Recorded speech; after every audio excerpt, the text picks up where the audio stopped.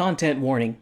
Tone Deaf is rated explicit for mature content and strong language. Spoilers are in every episode, so if you haven't seen the shows we are reviewing, you can always check back in later with us. We'll be here when you get back.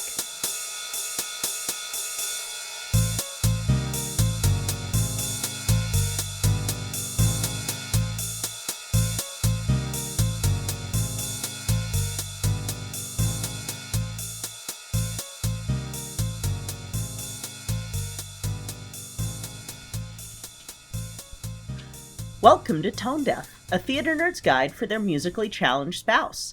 I'm Kay, a musical theater nerd. And I'm Warren. I'm musically challenged. So we've got a special treat for this Spoopy month. Spoopy's a special Spoopy? Special Spoopy, because we are going to be talking about The Hunted Encore, which was created by friend of the show, Ned Donovan, who's part of Encounter Party, and he gave me some awesome information about the background of the show and everything.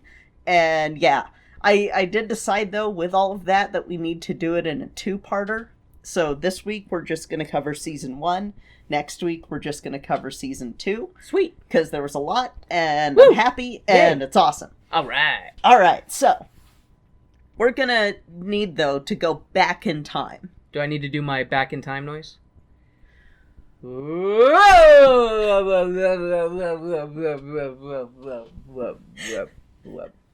so glad it was that noise and not the worst year ever time machine noise. Ugh. Yeah, so we're going to go back in time to 2002. What were you doing in 2002, Warren? See, 2002. So I would have been in 10th grade, I think. Yes. Yeah. I was. Oh. Whew. That was a. Yeah. Your eyes. Well, I just realized that was a rough year for me, so Aww. I probably shouldn't. Okay, answer. that's fine. That's let's fine. see. Other than depression, definitely excessive masturbation. Okay, sounds about right for that age. Pretty typical teenage stuff. Playing video games like I do now, and yeah, just doing the typical things like feeling the crushing existential dread of realizing that we're a tiny little hunk of rock orbiting a giant fireball that in 5 billion years will expand to 10 times its size and engulf the whole planet, and all of human history will have been for nothing. I think I had that realization at like 6 when I picked up an astronomy book, but yes. Well, it's not that I had that realization, that was just the crushing weight of, oh, nothing I do matters, so what's the point of anything? Which, when you had that, you were like, whew, no one will care about all my mistakes because the whole world will be destroyed. Yep. Thank fuck. And I went in the opposite angle of, why bother doing anything, because nothing matters. Oh, man. This took a dark turn for Spoopy month. I mean, it is Spoopy month. It's not existential dread month. It's not existential dread month. That is reserved for November, for election years. Oh, God. Speaking of Spoopy. Anyways, I'm sorry. I kind of derailed this more than I expected to. No worries. In 2002, I was reading Animorphs fanfic. A lot of fix-it fic for the ending of Animorphs. And getting ready to be in The Wizard of Oz. And experience the joys of being a little black girl playing the lead role in the whitest part of Salt Lake County at the time. Yeah, being a little black girl getting ready to experience racism for being Dorothy. Yeah, I had already experienced racism for going to Jungle Gyms, for going to Discovery Zone, and wanting to be in the one section that the stupid-ass little white girl decided, you can't come in here because you're black, fuck you. Okay, how dare you want to be a child and do child 6. things in Utah? I was 6. That is not tolerated. Oh my god, it sucked. But I wasn't 6 in 2002, I was 14. I would have concerns if you were 6 in 2002, because I don't think we would have legally been able to date when we did. No, we would not have, but a time matrix would have probably caused that, which... Well, then again, by Utah standards, we probably could have still gotten married. Actually, yeah, but Utah's fucked. How is this again related to the show we're doing this week? Yeah, some of this may end up on the This the might end up editing on floor. the cutting room floor. But, so neither of us were aware of what would become the longest running web series at the time. The web was still kind of in its well, not, I shouldn't say infancy. It was not in it's a mass everywhereness. Yeah, it wasn't everywhere yet, but like we were starting to get things like Homestar Runner. I would be on Albino Black Sheep watching those cartoons. And gosh, was Badger that year too? Something like that? It was pre-YouTube is what I'm getting to. YouTube... I was probably on Joe Cartoon putting frogs in blenders and hamsters in microwaves. Oh my god, I forgot about Joe Cartoon. I'm gonna fucking do something love bad. that website. I'm gonna do something real bad. I fucking love that site. And shockwave.com. But... this is pre-YouTube, basically, is what we're getting at for all the young folks that are listening that probably shouldn't be. I think you and I just took a rapid-fire trip down memory lane. We just did, holy fuck. Badger, mushroom, a snake, ooh, it's a snake. Ee-ba-dee-ba-boo-ba-doo-doo, ee-ba-boo-ba-doo. Oh my god, MySpace wasn't even a thing yet, so... Like I said, pre-YouTube times. We're putting ourselves there. Before YouTube, around the time that broadband's being used more. Not just hurt my brain is the realization 2002 was 18 years ago. Oh, fuck. 18 years, gay. I was enjoying the fact that I found my first gray hair this weekend that wasn't a birthmark gray hair. Which I don't know anybody else who feels that way about gray hairs. Because, like, the ones that I have, normally, like, the ones I was born with, it's like, oh, yeah, sure, I was born with it, but it's just this little spot. It's birthmark gray hair. This is a sign of 2020. I Yeah. am 32 and I've got my first actual gray. I'm surprised I don't have any gray hairs. I haven't seen any grays on you. Yeah, but then again, my hair is dark, so it stands out easier. Like, you'll probably have, like, a stripe of gray before we notice that you have any gray, because you're blonde. Because of my blonde. You're... My thin blonde hair. So, in 2002... Robert Chapin began the series The Hunted. It's a single-camera action-comedy mockumentary. Think Cops meets Buffy, in sort of a peanut butter and chocolate style fusion. I'm already sold. Exactly, and it was huge in the stunt community. Like, stunt coordinators, sword fighters, all that, they were really big into it. So much so that there was a yearly contest to submit a fan episode. Really? Yes. There's your bedrock. Now we're going to do the next layer of rock. This is also going to be a geology lesson. This will be a geology lesson. Which was not one of my strongest sciences. In this strata in 2009, we were together by this point. Thank you, Kay, for reference. Yes. In 2009, the hero of our tale, Ned Donovan, teamed up with Mark Bedell to create The Hunted Generations. They worked with the Maine Academy of Stage Combat students on this one, and it didn't win the contest, but Ned, as well as his classmates at Ithaca, created The Hunted Expulsion, where our vampire slayers are college students who have to balance not getting expelled and dealing with the vampire classmates who need a good slaying. And this one ran until 2011 with a planned but never completed second season. Now, let's jump forward some more. So, we have 2016. We all remember 2016. Did it ever end? It's the year that somehow was not as bad as 2020. Yeah, that's true. Yeah, so, Ned teams up with his childhood friend, Mark, to create Give My Regards to Broadway, Classic Show Tunes Reimagined, which is a 10-song album that reimagines some classic 60s songs in more current radio genres. This album features several Broadway performers and caught the attention of Robert Chapin from earlier. Ooh. Yes, he had a proposition. A sexy, spooky proposition? He had a musical proposition. Was it a sexy, spoopy musical proposition? Yes, it was a sexy, spoopy musical proposition. Oh, he wanted a musical episode, the dulcet tones, to touch the ears of Hunted fans and create a musical episode for the Hunted. Things got really weird, so that y'all know just now. I apologize for nothing. Ned and Marcus, though, they do one better. They create a fucking musical web series. So, this is the birth of Season 1 of The Hunted Encore, and the production company Charging Moose Media. I love that name. I know, right? It's so great.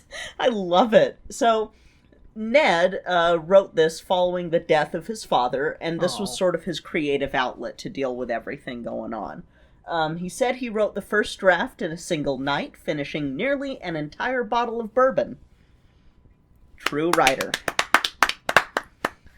Originally, this season would have featured Marcus, but he was unavailable, and 36 hours before filming, Adam, who we'll talk about when we go down the cast list, joined the cast, and on that same day, all of his songs were recorded. Damn, talking about rapid fire. Yeah, and so here's a little bit on the filming from Ned. Season 1 was filmed in 2.5 days across 24 different locations. Each song was composed by a different up-and-coming musical theater composer or songwriter. Marcus arranged all of the songs along with Will Malones. In the show, everyone played themselves, but as vampires or vampire hunters. So the Ned of The Hunted Encore is an extension of Ned from The Hunted Expulsion, which took place at Ithaca College in Ithaca, New York. A fun fact is, the 2013 reboot of The Hunted Expulsion that was never released, John Gardner was hired to play a vampire who was being cloned against his will. It was a much darker comedy plot, however that same plot point makes its way into Season 1, and conveniently just ignored for Season 2. Ned had also recorded this while dealing with a hemorrhaged vocal cords and a massive polyp on the left vocal cord, and had throat surgery 5 days after wrapping Season 1. Jesus he is Christ. a badass motherfucker. Holy hell, man. Yeah, like...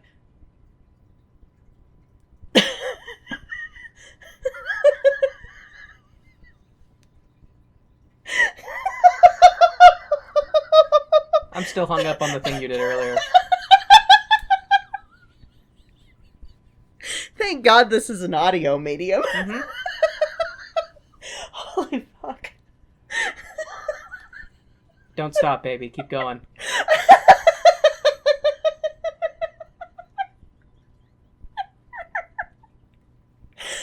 Oh, God.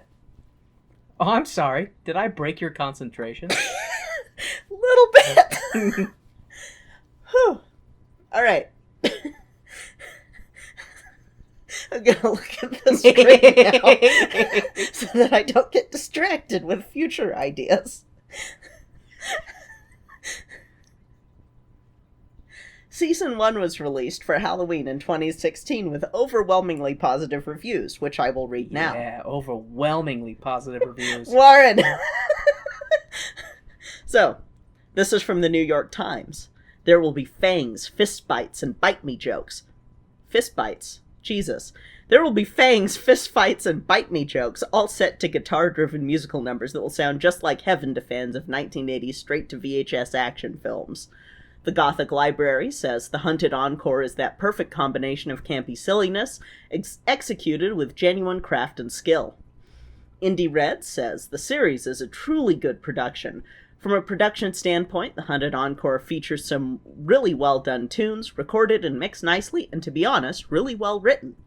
And Darkest Goth magazine has the special effects used are really quite impressive. All of the actors are phenomenal, and the chemistry between the leads is very good. Season 1 also won Outstanding Score in a Comedy in the LA Web Fest of 2017, as well as Outstanding Visual and Special Effects in that same award show. This show also led to the resurgence of affiliate shows for The Hunted, further expanding the Huntedverse. In terms of special effects, here's some info from Ned that I thought actually was pretty damn neat with regards to how he had to do special effects with this. There's a lot of VFX used, and that's very obvious throughout the show. However, there's just as much that is not at all. For instance, in the first season, mic packs are commonly edited out in post-production, as well as towards the end of the season, there is an extensive VFX to add blood to a scene. Since the filming schedule was so fast, we couldn't risk using real blood on costumes or sets, because we didn't have time to do laundry or purchase additional versions of each shirt. So let's go into the cast and crew for this season. We have Megan, who plays Megan Dorn. Ned is played by Ned Donovan. Adam Castor is who plays Adam. Andrew Mayer plays Andrew, and he was on Broadway in The Great Comet of 1812. We have John Stephen Gardner, who plays John. He was in the tour of Once, the musical. We have Henchman 1, who's Broadway's John Krause. He was in Hadestown and Fun Home. And Kyle Matthew Hamilton as the second henchman. He was on Broadway in the SpongeBob musical. We have our director, Ryan Gibbo. We have our director of photography, Garrett Kafchinsky. Assistant director was Maria Hill, not that Maria Hill. Assistant camera was Charlie Muentes. Sound design and mixing was Marcus Thorne-Bagala from earlier, the childhood friend of Ned.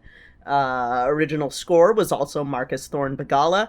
The script was written by Ned Donovan. It was edited by Garrett Kafchinsky and Ned Donovan. Visual effects, and this is where things get kind of crazy, were by Robert Chapin, who also worked on Star Wars: The Force Awakens as well as American Beauty. Wow. Yeah, and Harry Aspinwall. Songwriters and composers, we have Preston Max Allen from Carrie 2 The Rage, the musical, and We Are the Tigers. We had Megan Bagala and Marcus Thorne-Bagala in The Affair. We had Danny K. Bernstein. We had John Gardner. We had Ryan Jabot. Basically, this is a pretty star-studded show. I'm already quite impressed. Yeah. So, that's sort of the background here. Oh, we also have Shannon Deep and Scott Wasserman, who worked on Hamilton, Dear Evan Hansen, King Kong the Musical, The Great Comet of 1812. Additional arrangements by Will Malones, who worked on Empire, which you haven't seen. Just like I said, star-studded as fuck. Do you have any questions before we go watch this? I feel a little bit overwhelmed, a little like just this, all this knowledge has just been poured inside of my brain, and it was not. I guess what I'm trying to say is I was expecting something that sounded more indie and less professional. Yeah, but this sounds like it is surprisingly professional for an indie production. Yeah, this is a professional thing. It's professional indie, and we're gonna be watching it with the Fantasy Network, and that is the way that Ned said they get, the most stuff, because you can get it through other streaming methods, but they like to take a cut away from the artist, and Fantasy Network, no. Nice. They do a good job. That's who we want to support then. Exactly.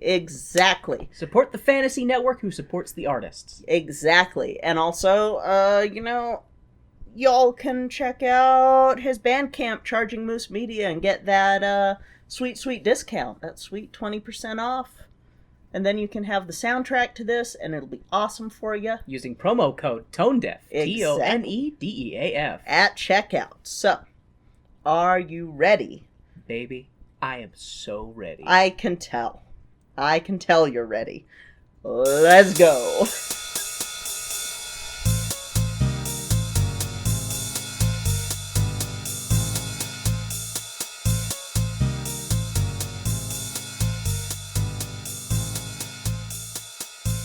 Hey, Warren. Hey, Kay. Do you know what time it is? Is it time to thank our favorite people in the whole world? Heck yeah! Today, we would like to thank our stage crew sponsor, Jasmine Wu, And our producer circle sponsors, Bianucci, Reagan, and Taylor Brandt. Thank you all so much for your support of our show. We truly appreciate it. Are you ready for a spoopy deal? Maybe a musically spoopy deal? Right now, on Bandcamp, you can order anything from Charging Moose Media, creators of the award-winning musical web series The Hunted, Encore, for 20% off using the discount code TONEDEAF. That's right. You can get the soundtracks for both seasons of The Hunted Encore from Charging Moose Media's Bandcamp for 20% off right now. Just enter the promo code TONEDEAF, all one word, at checkout for your discount and enjoy the musical stylings of John Krause, Ned Donovan, Megan Dorn, Marcus Thorne Bagala, and more. And it's not just Spoopy Month where Charging Moose Media has you covered. Check out A Very Charging Moose Christmas as well. Also 20% off with the promo code TONEDEAF.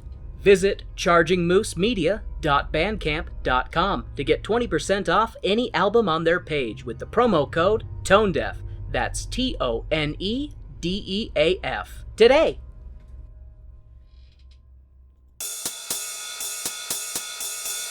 And now, the lights are going down and the music's starting back up, so let's head back to the second act of our show.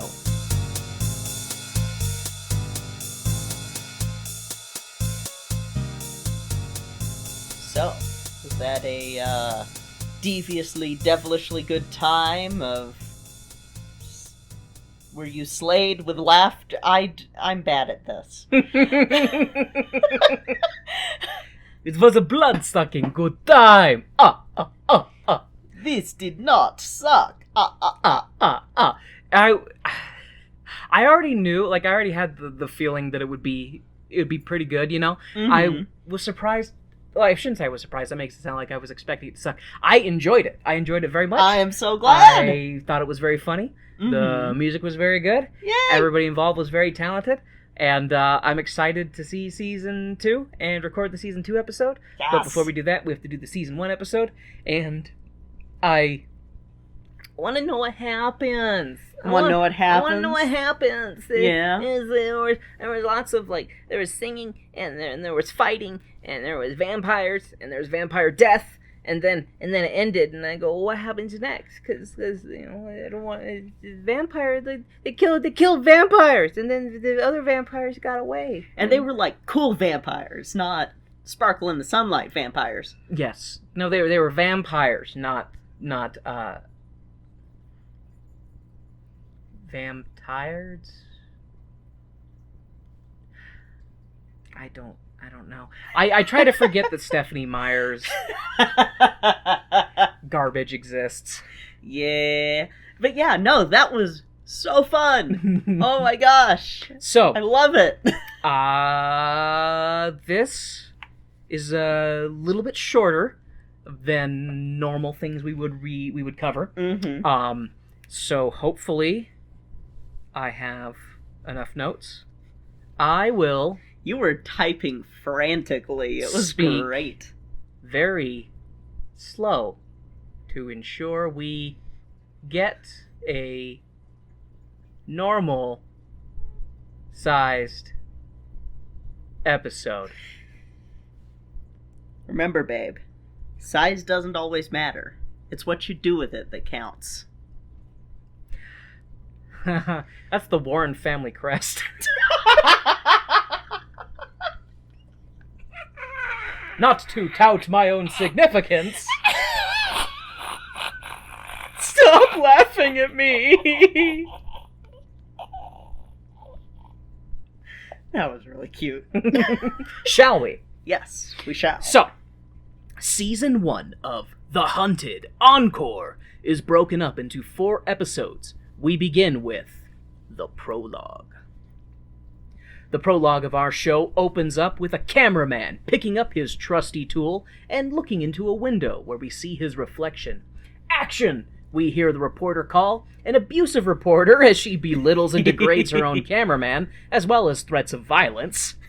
The behind-the-scenes moment is cut short as the reporter leads her camera-wielding sidekick into the bar they're skulking around. There appears to be a couple of gents enjoying a tale of biting over a pint. The reporter, who turns out to be a Hunter affiliate, tells the two bar patron partners, Ned and Adam, that they suck and that they can't hunt vampires worth of shit. She tells them to get out of her city, or they can stay and be her loyal sidekicks. Ned is like, how about no? We're like a big deal. We killed the shit out of some vampires. And the reporter is like, you killed one vampire and beat up some college kids. And she tells them to get out. Ned doubles down and attempts to charm / intimidate / humiliate the then I changed it to a repunter. Because she's a reporter hunter, so repunter. By saying that she can be their sidekick, or grab some pom-poms and be their cheerleader. Smack! Pow! Crash! With a fury... Not furry, with a fury of blows. The repunter... That would have been a very different movie. Well, you get some werewolves in there, and then it becomes a furry.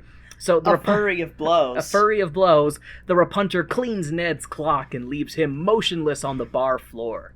Adam immediately is like, please don't beat me up. But the repunter's attention has turned to the silent bartender.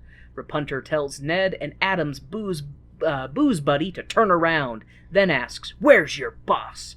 The bartender says, not here, then pulls a sword out from behind the bar and hisses, as his eyes glow red. Repunter acts fast and hurls a steak, I think, at the Van bartender, and he explodes Van bartender in a shower of burning ash. Ned and Adam exclaim in shock and surprise at the realization that their beer-dispensing buddy was a vampire. The shock is quickly compounded as the same vampire shows up again, this time wielding a bar stool as he cracks Ned across the face. The repunter slays the vampire once again and voices her confusion. Was that the same vampire? The scene is joined by two unknown men, one wielding a guitar, the other a violin, and Ned calls for a halt to the scene before staring into the camera and giving us what we've all been waiting for. Wait! Did this just become a musical? Title screen, The Hunted, Encore! End prologue. Any questions so far? I had forgotten to mention, I think, when we were opening this up, that the cameraman is a character in this. Yes. Yes, the cameraman is a character, as people now know, since he's interacted with. Yes, and he's a character, I guess, in the Hunted series as well, so that's just sort of since it's a mockumentary, the cameraman's a character. I kind of assumed all the things in it that I was kind of like, well, wait, what about this? We're just part of the thing that exists, so, like, apparently in this universe, vampire hunters are, like, a franchise, and they get money for killing vampires. I love it. So we'll get into a little bit of that later. Anyways. Episode 1, This Sucks, opens up with some sick-ass jams. When night falls, you best be wary, 'cause things are about to get scary. It's time to rise and look alive as fists fly. Repunter says she owns these streets and that Ned and Adam will get there. It turns out that the guitar and violin-wielding mystery guys are vampires, and a quick fight breaks out before the vampires vanish. Not in a cloud of burning ash, but just normal vanish. The vampire hunters exclaim that it's time to look alive. The bar battle song ends, and the next scene is Ned and Adam sitting at a table, and the cameraman asking if Ned and Adam were bored in there, meaning the bar. They say no, but inquire where Repunter is. We learn that her name is Megan, and she's all hardcore and shit, doing push-ups inside and getting pumped for the future hunt. Ned and Adam are not thrilled that Megan made them look like punks and launch into a song about how they didn't come to New York to be sidekicks. They're here to kick some blood-sucking ass. Because fighting vampires sucks, but being sidekicks sucks more. Ned and Adam finish their song, and Ned huffs and puffs and goes to confront Megan about this whole sidekick nonsense. Adam is right behind Ned, but not really, as Ned goes to raise hell. The comedy in this is so great. It's very fast-paced, which it has to be for being shorter little episodes and stuff like that. So I had to have you pause a lot because it was just boo, boo, boo, boo, boo, just very, very fast-paced. There's no real lulls in this show. No, there's not. So I didn't have moments to catch up on notes like I do with songs where they're frolicking in fields for 30 minutes. Oh shit, where am I? Megan is busy getting yoked, and Ned launches into the, hey, we have penises, and you have a vagina. Penises should be in charge over vaginas. You join our penises. We no join your vagina. Megan is like, so what you're saying is, I get 50% and you two get 50%, meaning you both get 25% in reality, and I'm still in charge. Ned is like, no, shit, wait, 33% each, which means 66% total for the men, which means Megan is not having any of that shit. Garrett, the cameraman, inquires about the remaining 1%, and Adam is like, can't we just agree to be equal partners? Why does it have to be about numbers? Megan inquires about their perception of equality. Are they equally skilled in fighting, dancing, loving? What about cooking? Who makes the better creme pat? Only some of that conversation happened, but it was all in the subtext, I imagine. Ned looks Have we been watching too much Great British Bake Off? Is there such thing? Ned looks at the camera with the smile and nod as he says, I think we all know who the best fighter is. And Megan reevaluates Ned's perception of their equality in hand-to-hand combat with a swift punch to the face, which subsequently puts Ned back on the floor, where he belongs. I'm sensing a reoccurring theme here. After Ned hits the floor for a quick power nap, a rock crashes through the window with a note attached. The note is from an escaped vampire bartender, John, who tells them to meet him at a place in New York City that I totally remember the specific name of, but am choosing to leave out for an added level of mystery and intrigue. Anyways, Adam exclaims, why did John throw a rock with a note instead of just texting? Adam's phone buzzes, and he checks it and reads out loud the message from John. Did you get my petrified messenger pigeon? Love, John.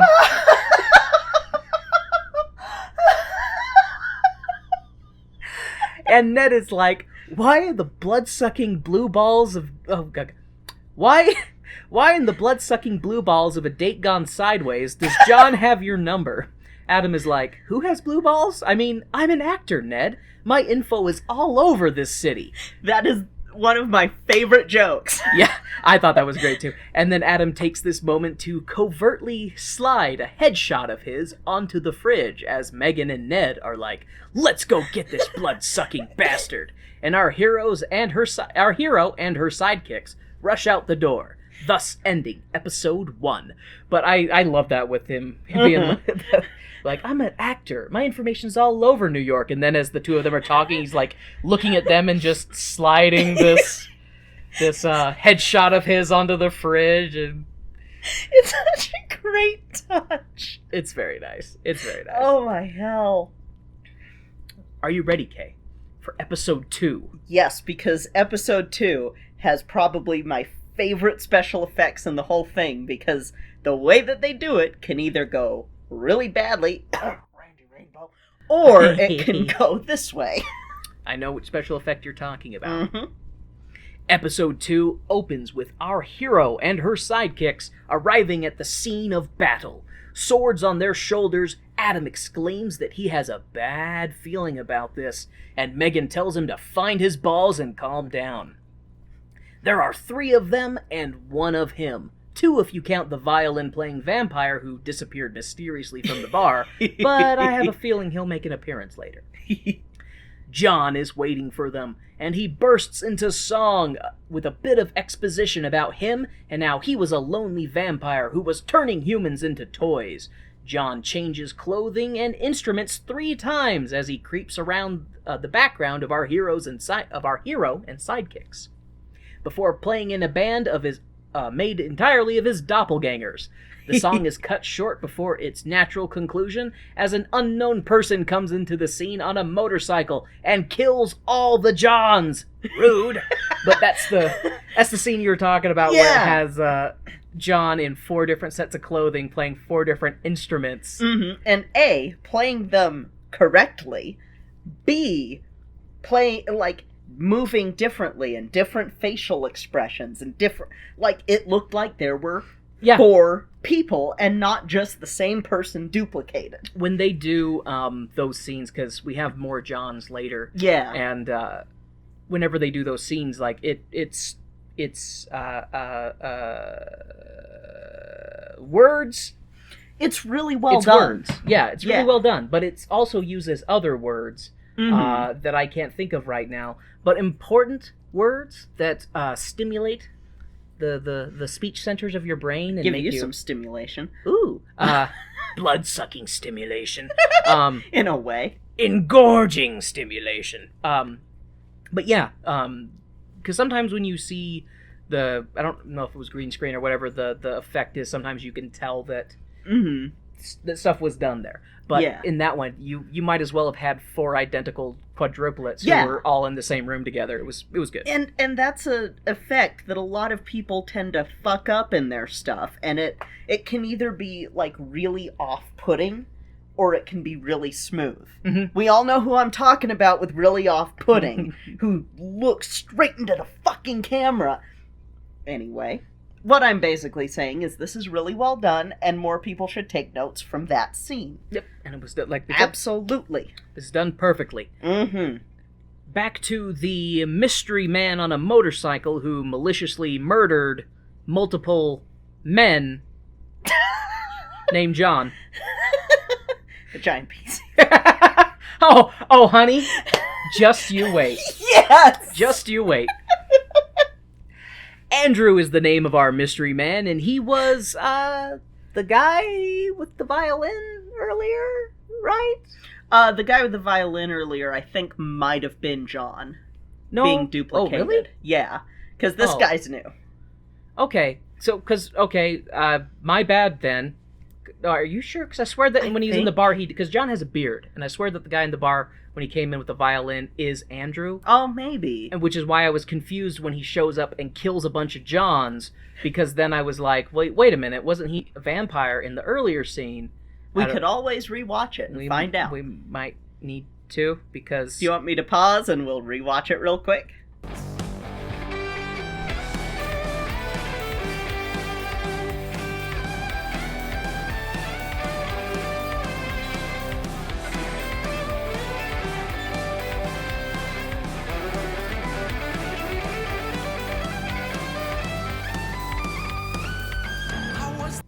Alright, so Warren is right, and I am face blind. Woo! I'm right about something in a musical. Yeah. Take that K. You've been right about stuff before. Well, I can't remember it, so it doesn't count. I love how you pause and you start searching. You're like, wait, has he been right about... I know you have. If you can't remember it, then it doesn't matter and it doesn't count. When it comes to all things musical, you are right 99.9999% of the time, and I am right 0. I am face blind. 0.00000. Anyways, yes, the person with the violin in the bar was indeed Andrew. Andrew is his name, and he was the guy, yes, with the violin earlier, and I guess he's a half vampire who is torn between 2 fates. And yes, he is a hunter, but he has second doubts every time he slays one of his vampire brethren. Andrew sings and plays for a bit before concluding his tortured ballad about being a conflicted child of 2 worlds. Ned is like, oh hey. Never meant to mean it. Ned is like, oh hey, you're like Blade. I love Blade. and Andrew sends Ned to the floor with a superpowered half-vampire punch. Andrew does not like Blade. Nope. I have to say, with his violin playing, that was awesome. Mm-hmm. That was baller as fuck. I'm curious to ask Ned if he, like... Because the only thing I can think of in the context of this universe of the show is that when he showed up initially, he was mistaken as a enemy, or because he's half vampire, he initially showed up and he was like, I'm in my vampire mindset. Maybe. I don't know, because he is there, and then they do a little bit of fighting, and then he goes away, but then he comes back as a hero. So I'm a little confused. I am a little confused too. I think that's why my face blindness went, that's not Andrew, that's a different dude. Because my face blindness was going, time to try and figure out why he would have been there. Well, that's because it wasn't him. Well, it was him. I don't know. I suffer from face blindness.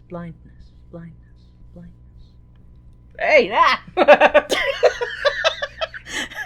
Audio medium. Okay, show you smudge. Well, no, actually, you did very good not to smudge my glasses. I'm a pro. Thank you, darling. I'm a pro at this. Kay is apparently a pro at trolling people with glasses, but not disturbing the lenses. Because I also have glasses, so I know how to. Little smudged. Oh, damn it. Anyways, Adam starts to rejoice that they killed John, the big bad vamp of New York. But Andrew delivers the dire exposition that John, the big bad vamp of New York, has a ravenous appetite and a thing about blood. He apparently has been making vampire clones on top of his normal vampire minions he makes. Even though Andrew Not Blade and Mighty Megan kill John's vamps at bite-neck speed. Ned picks himself up off the floor and inquires if all they have to do is kill the original John and all the John clones would die. Mighty Megan calls him an idiot, and Ned and Adam counter with the stake-proof logic that this is how the formula works in all other media. Instead of bulletproof. Hey.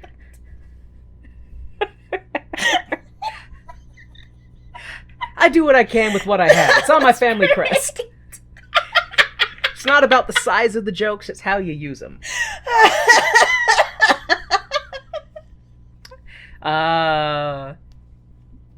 Yes. So Ned and Adam counter with the stake-proof logic that that's how the formula regarding clones works in all other media. Kill the main baddie and all the little baddies either die or go away. Andrew Not Blade tells the gang that he knows where John, the big bad vamp of New York's lair is, and Ned and Adam find the information convenient. But convenient is good for short indie musicals, and the gang rushes off to confront John, the big bad vamp of New York, at his lair. Oh, just you wait. Real quick. Am I gonna have to get music for the underscoring? You don't have to do anything you don't want to do. Oh. Why whimper? Are you scared of John, the big bad vamp of New York?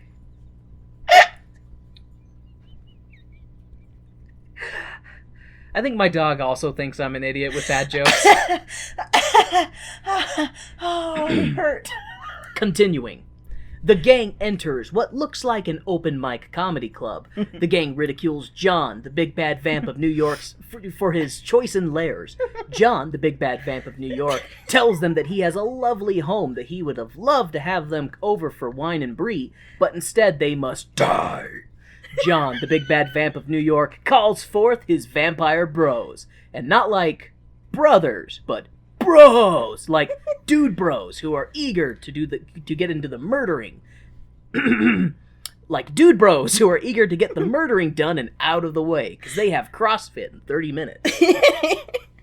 The episode ends as our heroes and their sidekicks stare down the metaphorical barrel of the soon-to-be toughest fight and musical number of their vampire hunting careers. End episode 2. Episode 3 opens up with the Vamp Bros singing about how the hunters think they're tough, but they're not, and it's time for all the hunters to be slain. So say goodbye, try not to cry, you messed with the vamps, now it's time to die. The vamp gangs are thirsty for blood, hungry for pain. Oh yeah! John, the big bad vamp of New York, takes center stage to do some sick guitar riffing with his vamp bros as they sing the chorus again and take a triumphant knee on the stage. Title screen! Ned goes to applaud the vamp performance, but is shot down by Mighty Megan and her mean words of pragmatism. I just forgot to mention my other favorite joke of the whole fucking show, and you just brought it back up in my mind. Hit me with it like a stake to the heart. So, back when they're dealing with the 4 Johns in the warehouse. Oh, yes. My favorite fucking joke. So, they're playing music. It's going on and on a bit, and then it's just... Yeah, they're not singing. They're not singing. Like, they're waiting for something, and then... Well, John goes, do you get it? Yeah. They're like, what? Yeah. Do you get it? They're like, what? What do you want us to get? He's like, oh, he's vamping. And then John just has this big smile. He's like, yeah, you got it. If I was a vampire, I would do that shit. It's just so great. Okay. We're back in the basement one-man show / comedy club thing. Lair. Yes. So Ned goes to applaud the vamp performance, but is shot down by Mighty Megan and her mean words of pragmatism. The bloodletters and blood drinkers become embattled. Fangs and blades slash and flash and bite as 1, 2 vamps are killed.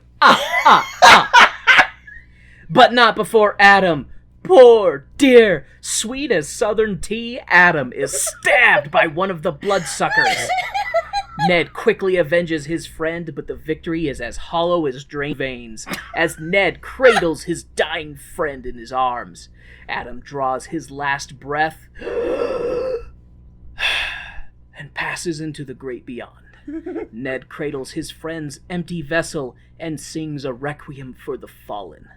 Mighty Megan tries to interject all, we have shit to do, but backs off with a glance from Ned, who is in the middle of his ballad for the fallen. Don't interrupt a dude who's crying over another dude.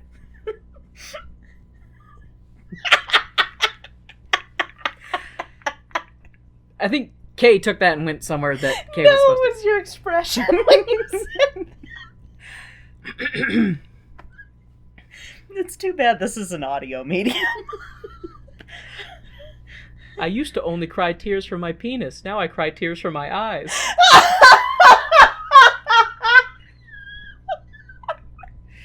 And the power of Kay's laugh made Warren drop his phone and thus ruined where he was in his notes. I'm sorry. Can Warren recover where he was in his notes before the audience becomes more bored than they already are? Oh. Find out soon as Warren finds where he is in his notes. Ned concludes his pained song and throws Adam's corpse off of him. Jesus Christ. I didn't turn my head. Whoops. John, the big bad vamp of New York, is like, so what? Your friend died. Big whoop. You guys killed all of my friends just today. And the heroes and sidekick are like, yeah, but you're the bad guy, so it's different. Mighty Megan is like, hey, John, the big bad vamp of New York, catch! And she tosses a stake right through his heart. In a flash of burning ash, the vamp is gone. Ned is like, so that means all of the clones are gone too, right? The camera turns and we see a horde of John, the big bad vamp of New York, clones creeping towards our hunters and their sidekick. The clones all pause, waiting for their inevitable destruction since the original clone was destroyed. Wait. Okay, looks like they're safe. The Johns move in and prepare to strike. Mighty Megan belittles Ned for having hope. Ned says that it's not his fault, he was wrong, for TV has lied to him! And he blames Joss Whedon. Fuck you, Joss. The hunters and their sidekick battle the Johns and slay them one by one in a choreographed display of steel and fiery special effects. Once all the Johns have been destroyed and our hunters caught their collective breath, Ned laments that he can't leave Adam's corpse here. They have to take him with, ensure that he receives a ceremonial funeral befitting a hunter and warrior of his caliber. Mighty Megan is like, I guess we can take him back to my place. But before Adam's definitely lifeless carcass can be hauled away, Ned sees 2 tiny red dots on Adam's neck. The impending realization dawns on his face as Adam's eyes open, red like the burning hot fires of hell. Vampire Adam scrambles to his feet and flees the underground one-man show / comedy club lair, accompanied by yet another clone of John, perhaps the actual original clone, we don't know for sure. The big bad vamp of New York. Our hunters and Ned look to one another, the realization setting in that the hard-fought battle is far from over. End Episode 3. What will happen to our heroes? Will Ned be able to do what must be done and slay his longtime friend / companion? Will Andrew, not Blade, come to terms with his half-human, half-vampire nature, and that he will forever be overshadowed by the already established franchise of Marvel's Blade? Will Mighty Megan learn that it's okay to be vulnerable and to care about people, and in turn let them care about her? Find out next time on Season 2 of The Hunted Encore. This episode is brought to you by John, the big bad vamp of New York. Available this Halloween at all fictional retailers who sell imaginary books.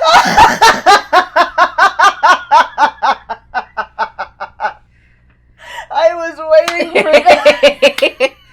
Once I learned that his name was John, I was like, well, shit.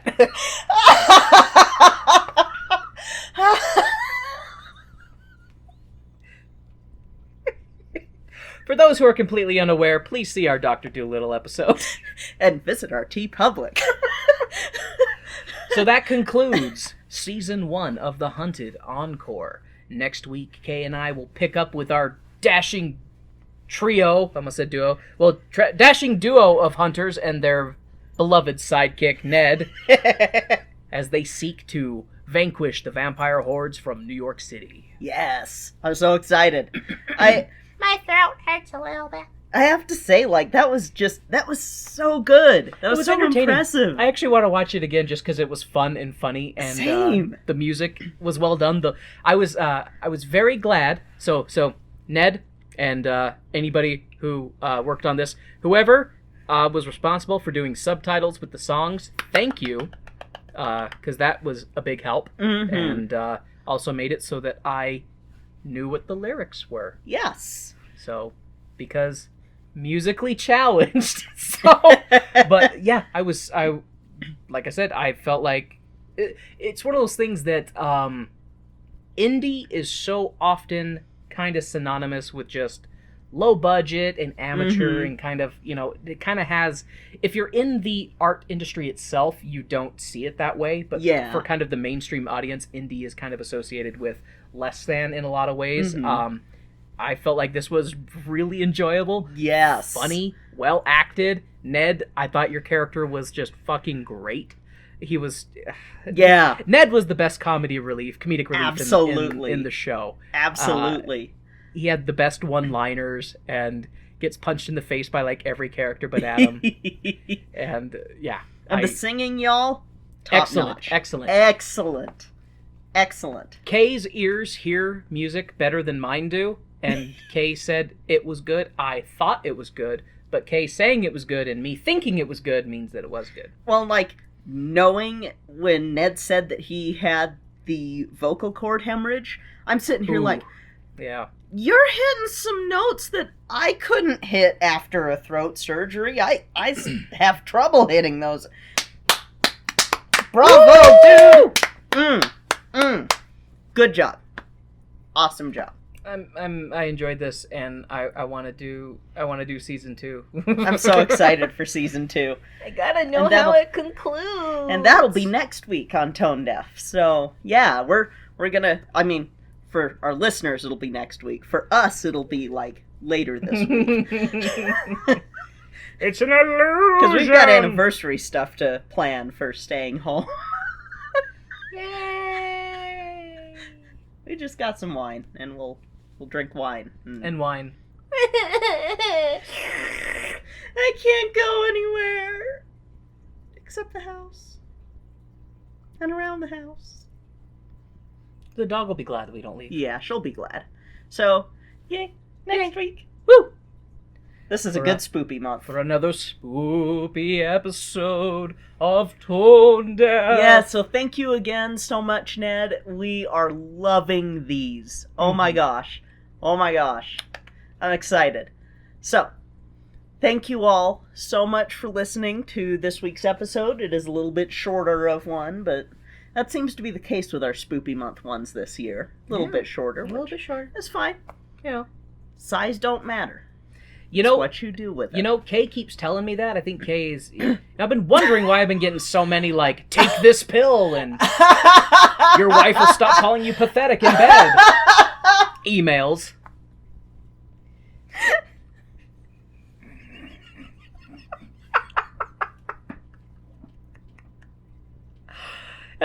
If any day I can make Kay, like, double over themselves and laugh, it's a good day, y'all. Oh, Dad. Oh, Dad. Uh-oh. Do I have to cut your head off and stuff your mouth full of garlic and put a stake through your chest? You can stuff my mouth full of garlic anytime. That's how I know you're not a vampire. Exactly. So, thank y'all for listening to this week's episode. We hope you enjoyed it. If you'd like to reach out to Kay and I, you can do so at our home base, which is tonedeafmusical.com. There we have links to all of our spooky social medias, like terrifying Twitter and freaky Facebook and incomprehensibly horrific Instagram. You can also find links to support the show on patreon.com and, yeah. And our TeePublic with TeePublic. new John the Giant Pink Sea Stale swag. Yes. You can also find a link to the Cast Junkie Discord server where we have our own Not Safe for Work channel. And you can stop by, say hi, talk about musical theater, share pictures of your pets, or just say, hey, Warren, you don't know what you're talking about. And I'll go, okay. And if you want to help us out, feel free to leave a review on iTunes or Podchaser. If you mention Latte in a review, she gets a cookie. If you review on iTunes, I will be singing the review. I think Podchaser might be a little bit scarier for me to do that, just because, like, you can review individual episodes with that, and that might be too much singing for... We'll see. Maybe I'll expand it to Podchaser. No such thing as too much singing. I love you. Sing! Wow. That's just a solid block of blue. That's whale noise caliber. No! Anyway, that'll be it for this week. Thank you for listening. I'm Kay. And I am Warren. And this has been Tone Deaf.